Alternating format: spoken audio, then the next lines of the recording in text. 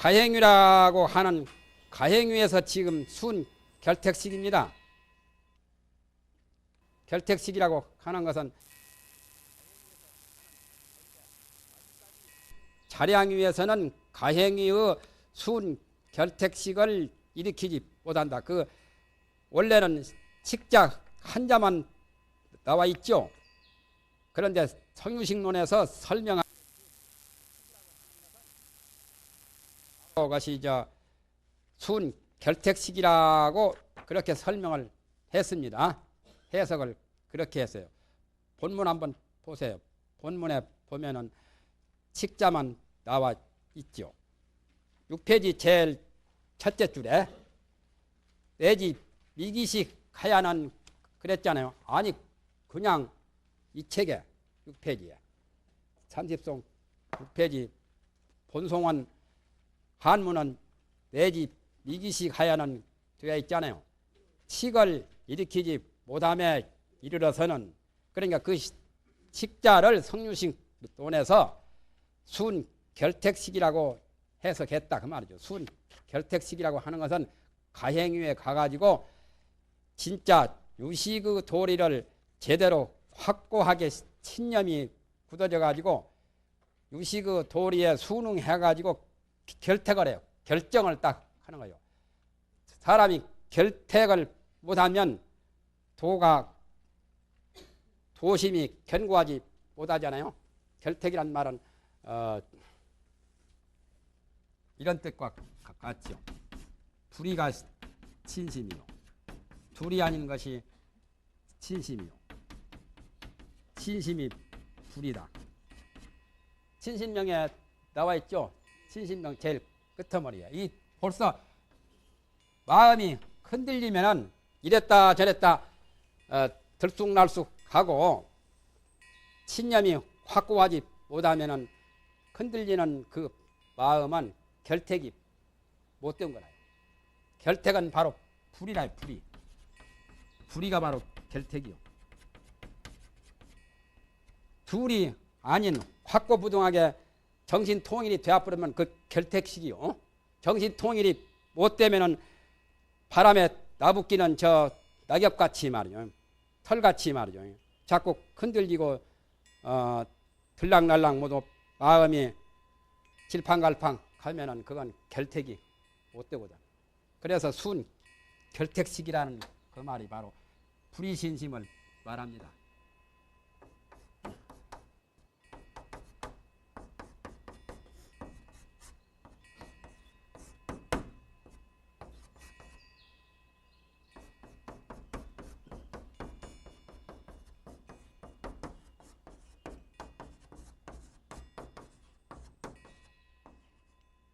순 결택식이라고 하는 것은 유식관을 제대로 잘 할 수 있는 그런 실력자라야 순 결택식이 가능해요. 그러니까 둘이 아닌 신심을 말한 거니까 신심도 정신이 딱 확고부동하게 왔다 갔다 하지 않고 유일무이한 그러한 확고부동한 그런 본래 일심의 도리를 깨달아 가지고 일법계 대총상 그 진리를 알면은 그게 바로 둘이 아닌 진심이라요. 둘이 아닌 것이 진심이요. 진심은 둘이 아니다. 그게 바로 결택식과 같은 말이다 그 말이죠. 공부가 확고부동 안 되면은 왔다 갔다 하거든. 여기 갔다 저기 갔다. 최남선 씨가 처음에는 불교를 믿다가 또 나중에 천주교에 또 갔다가 또 늦지막에 또 불교에 왔다가 최남선 씨가 육당 최남선 씨가 우리 것이 문해보궁 그것이 3인 중에 1위고 대단한 학자인데도 그 진심은 둘이가 뻗어가지고 이렇게도 이것이 좋은 것도 같고 저도 끼우뚱거리거든. 요것도 고개를 돌리고 저도 고개를 돌려 정신을 여러 곳에 직인이고 학자지 완전한 그 도념이 도심이 확고하지를 못해요.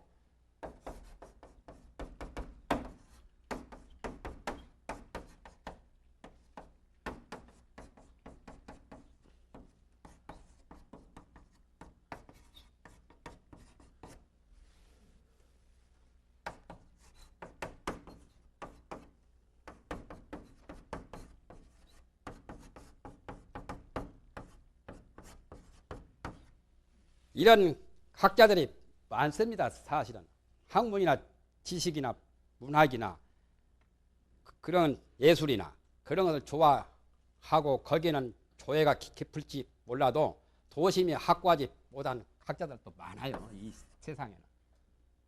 그러니까 문학자가 되느냐 도학자가 되느냐 천지차이요. 도학자는 그렇게 세상에 흔치를 않아요. 도학자는 금강석, 금강 다이아몬드라면 문학자는 옥돌이나 저런 그런 정도요. 그렇게 가치가 천지차이요. 그렇기 때문에 그런 말이 나오죠. 요임금하고 순임금하고 말할 때 유지걸중 해라니까 순임금이 유정유일 중용할 때 했잖아요. 유정유일 하기가 참 어렵잖아요.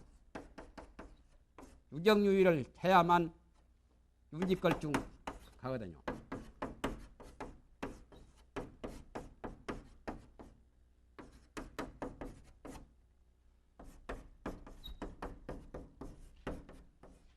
다 적어야 하구나.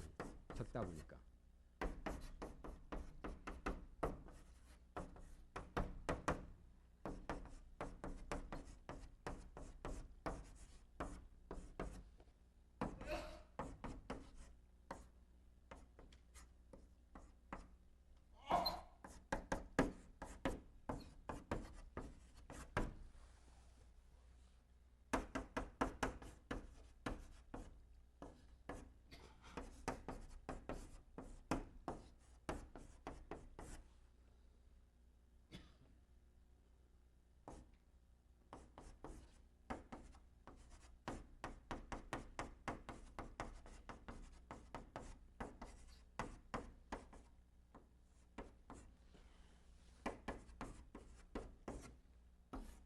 순임금이 자기 아들한테 왕위를 전하지 않고 운임금한테 왕위를 전했죠.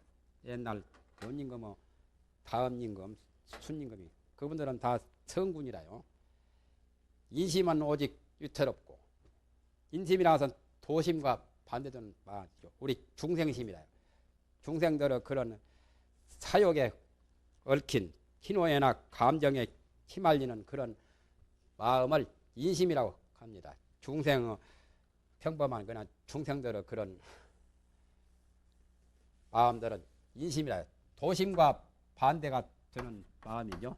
인심은 오직 위태롭고 위험하고 인심에 끌려가기가 쉽죠. 희노애나 감정에.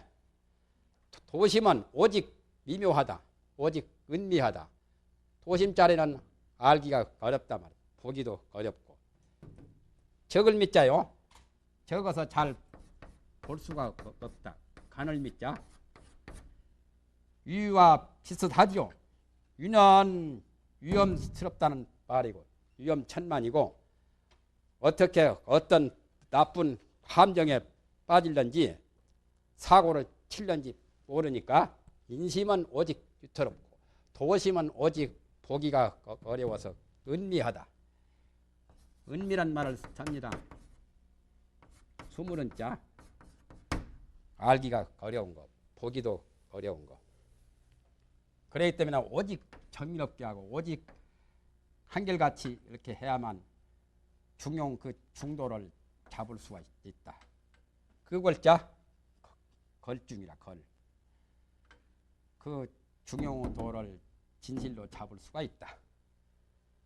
그러니까 순 결택식이 그렇게 쉬운 게 아니라 사실은 순 결택식도 유정유의를 해야만 순 결택식을 제대로 할 수가 있단 말이에요. 순 결택식이 바로 유정유의라고 통하는 말이다 그 말이죠. 여기서 말한 식이라고 하는 것은 유식의 식이지 유식의 식이라고 하는 그 식자는 상당히 조금 위치가 높은 겁니다. 그냥 그 분별식 하는 그 식자는 좀 질이 낮은 거고 저질적인 거고 유식이니 무슨 침식이니 하는 그 식자는 두 가지에 다 통하는데 가장 그 최고 가치 있는 최상의 존재도 칙이라도 해요. 순 결택식처럼 유식이니 또는 안마라식이니 제국 백정식이니 하는 그런 식은 가장 그 가치 있는 최고 식입니다. 진여와 맞먹죠? 제국 백정식이나 안마라식이나 무구식이나 그런 것들은 바로 진여의 성질하고 상통되는 그런 식이라요. 분별식과는 좀 다릅니다. 임금 되기 전에는 걸뱅이지만 걸뱅이라도 임금 되면 황제 아니요. 그와 같이 이 식이 안마라식이나 제국 백정식이 되어버리면 임금 되는 거나 같고 우리 중생의 분별식 따위는 걸뱅이나 똑같은 그런 질이 낮고 위치가 좀 낮은 그런 식이라요. 그런데 여기서 순 결택식이라 하는 것은 상당히 그 위치가 성인이 되어 가는 그러한 좋은 정식이라요. 깨끗한 식입니다. 염식과 정식이 있는데 정식에 해당돼요. 정식.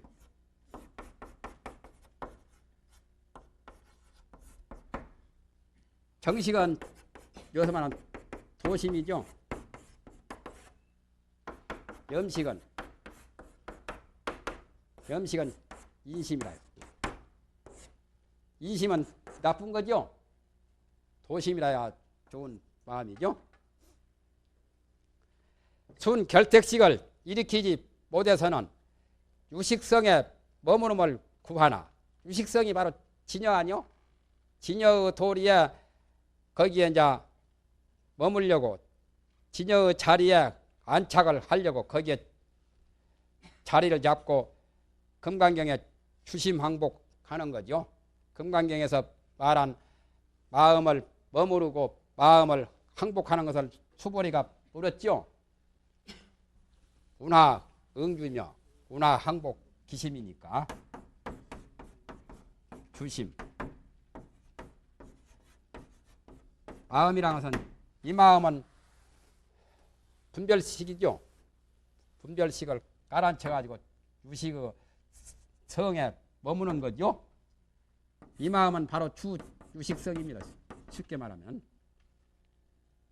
유식성에 주하는 거예요.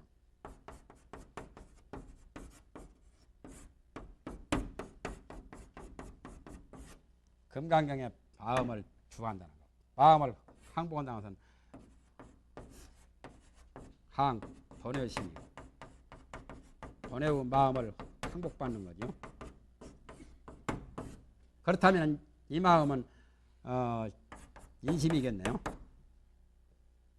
이 마음은 바로 도심이에요.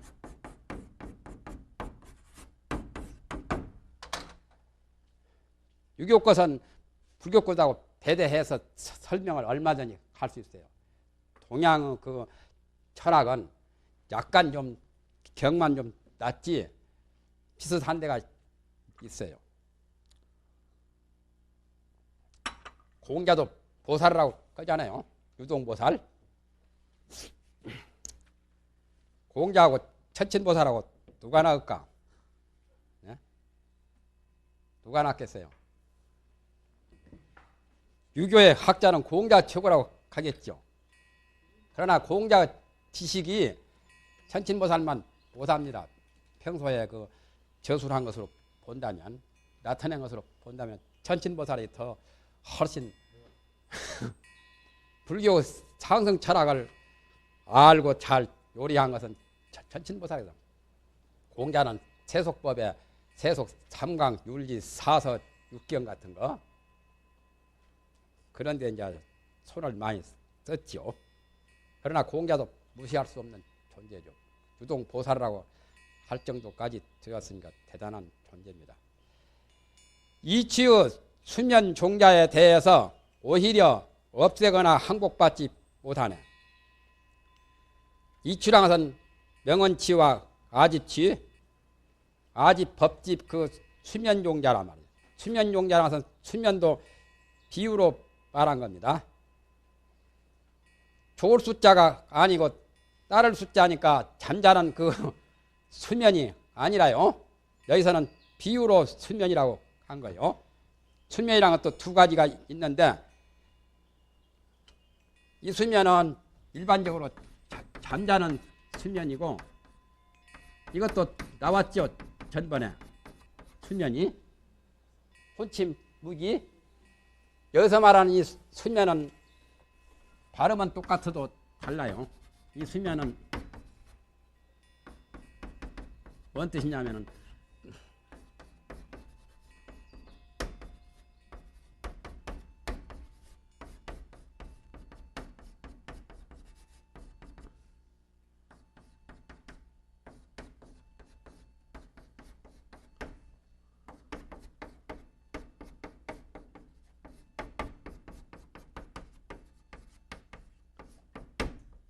보통 이렇게 설명합니다.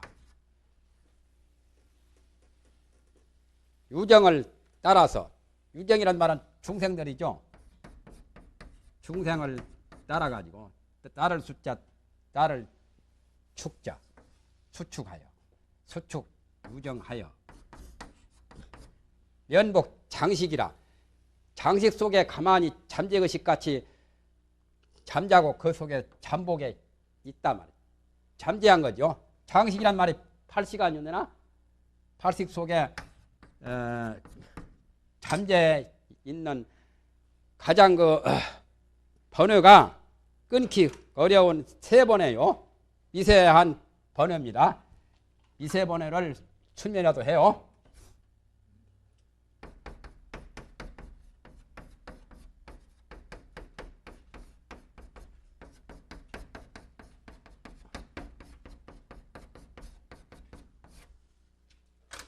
번호가 겉으로 나타나면 처단하기가 쉽지만은 속에 깊이 잠재해가지고 골수에 사무치듯이 속에 가서 들어있는 그 번호를 수면 번호라고도 하고 그 종자를 수면 종자라고 해요.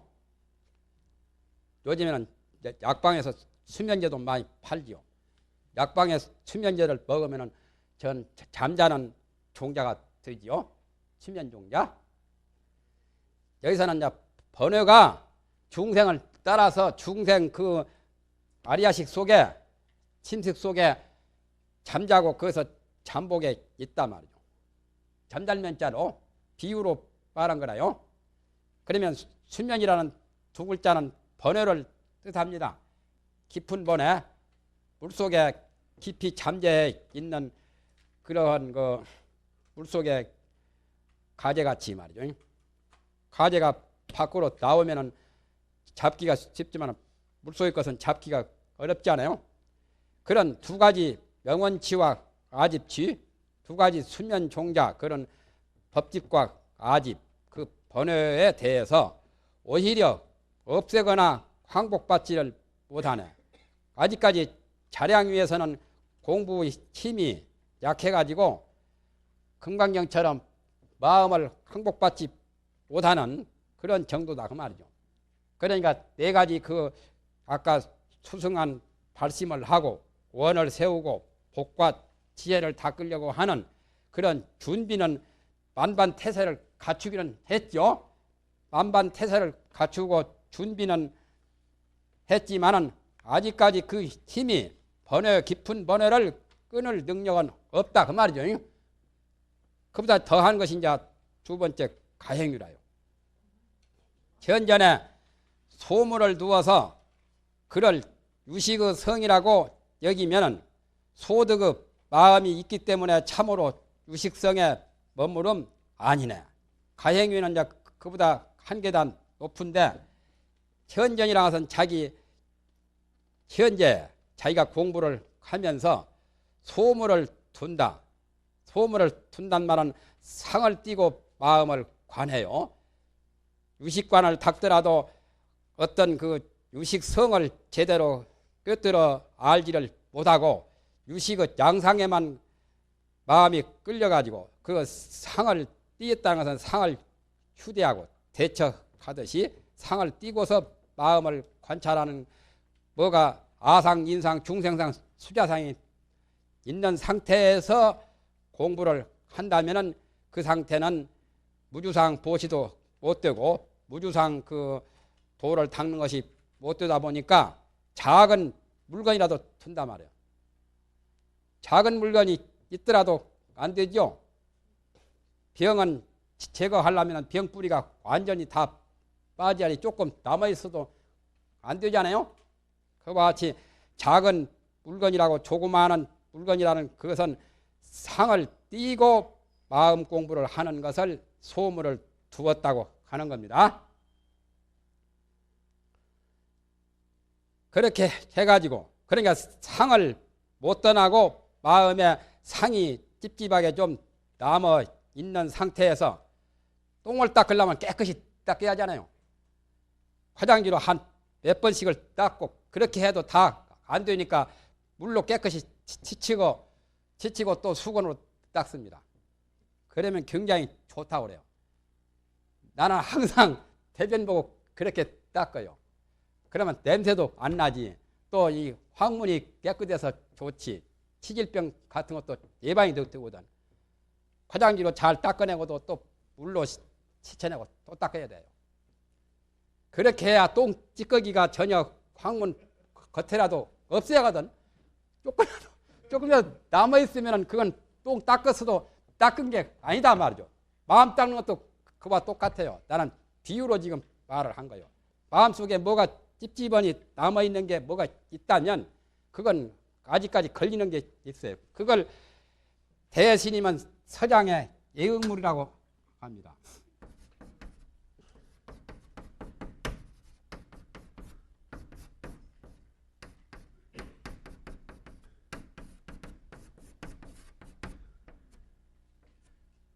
가슴에 떡 걸려있는 물건 그게 있으면 안 되잖아요.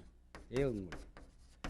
가슴 속에 뭐가 자리 잡고 있으면 그거 벌써 틀린 거예요. 공부가 덜 된 거라요. 그러니까 진짜 공부는 화두를 타파해서 화두 되는 것까지 들지 않는 것까지 둘 다 떠나야 진짜 화두 타파한 사람이지. 가슴에 뭉클하니 뭐가 남아있으면 가슴에 걸린 물체가 조금이라도 남아있으면 그건 아직까지. 그러니까 화두를 들어서 타파하기 전에는 예응물이 늘 있죠. 장애물처럼. 그것을 가지고서 유식의 성이라고.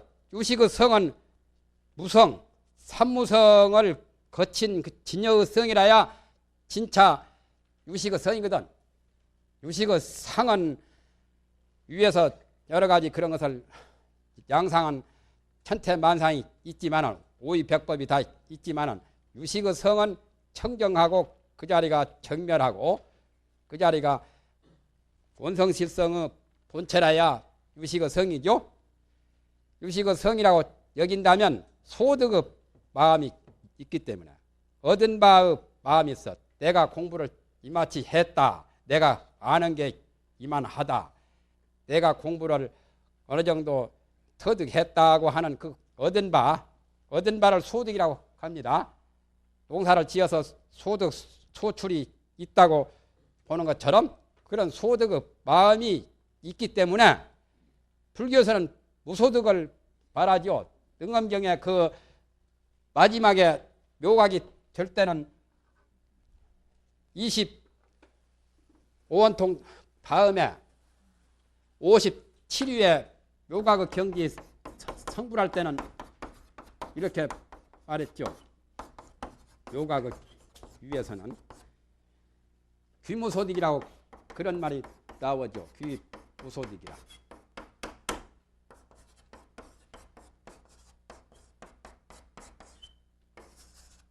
무소득에 돌아간다. 돌아갈 귀자 귀무소득이라.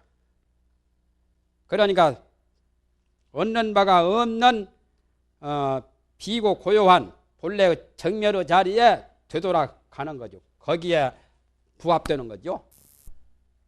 그래서 반야신경에도 이 무소득고 무지 영무득 이무소득고 보리살타가 이제 성불하고 삼세제불도 성불한 게 나오잖아요. 그런 소득의 마음이 있기 때문에 참으로 유식성에 성자는 이 성품성자요. 성품성자를 그냥 했구만. 유식성이라면 유식으로 성사는 성인지 남성인지 여성인지 그걸 잘 모르니까 성품성자를 써야 할 텐데 안 써졌네. 유식성에 머무른 것이 아니다 말이죠. 아니네. 가행위까지 끝났습니다. 내일에서 이제 다 끝나고 거지만 이제 다 했네. 이 정도만 해도 이제 제자리 공부는 제자리를 찾았죠.